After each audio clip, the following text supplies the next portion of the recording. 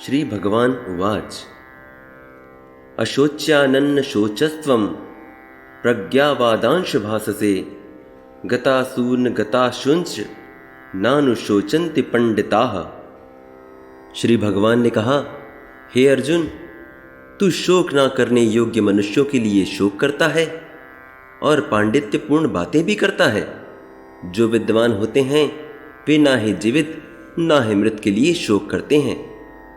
भगवान ने तुरंत गुरुपद संभाला और अपने शिष्य अर्जुन से कहा, तुम विद्वान की तरह बातें करते हो, किंतु विद्वान यह जानता है कि शरीर तथा आत्मा क्या है। वह किसी भी अवस्था में शरीर के लिए, चाहे वो जीवित हो या मृत, शोक नहीं करता। अर्जुन का तर्क था कि राजनीति और समाज नीति की अपेक्षा धर्म को अधिक महत्व मिलना चाहिए, किंतु उसे यह ज्ञात नहीं था कि आत्मा और परमेश्वर का ज्ञान धार्मिक सूत्रों से भी अधिक महत्वपूर्ण है, और चूंकि उसमें इस ज्ञान का अभाव था, उसे विद्वान बनने की कोशिश नहीं करनी चाहिए थी।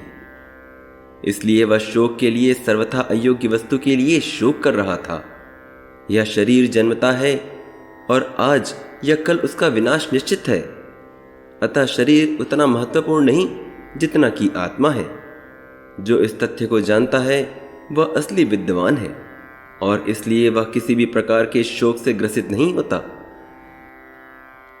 न त्वेवाहं जातु नासं न त्वं नेमे जनाधिपा न चैव न भविष्यामः सर्वे वयामतः परम्।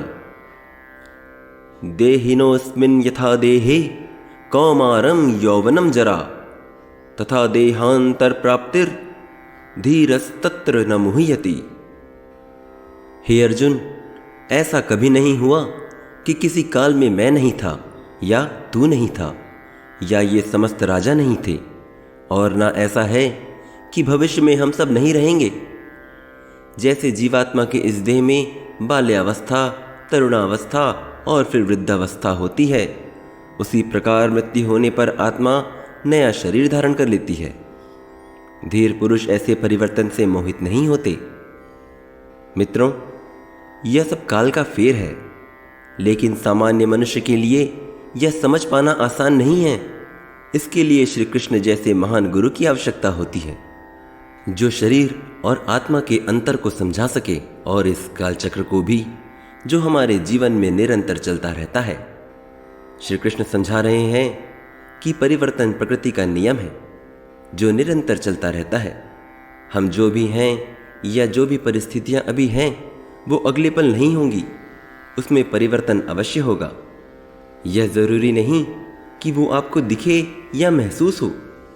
इसलिए जानिए कि शरीर में परिवर्तन होता रहता है, मगर आत्मा में परिवर्तन नहीं होता, क्योंकि सिर्फ आत्मा ही अपरिवर्तनशील है। शरीर प्रति क्षण अपना स्वरूप बदलता रहता है, कभी बालक, कभी युवा तो कभी वृद्ध के रूप में, परंतु आत्मा वही रहती है, उसमें कोई परिवर्तन नहीं होता।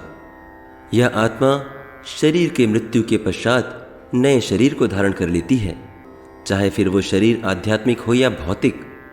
अतः अर्जुन के लिए ना तो भीष्म और ना ही द्रोण के लिए शोक करने का कोई कारण था, अपितु उससे प्रसन्न होना चाहिए कि वे अपने पुराने शरीर को बदलकर नए शरीर ग्रहण करेंगे। इस तरह वे नए शक्ति को प्राप्त होंगे।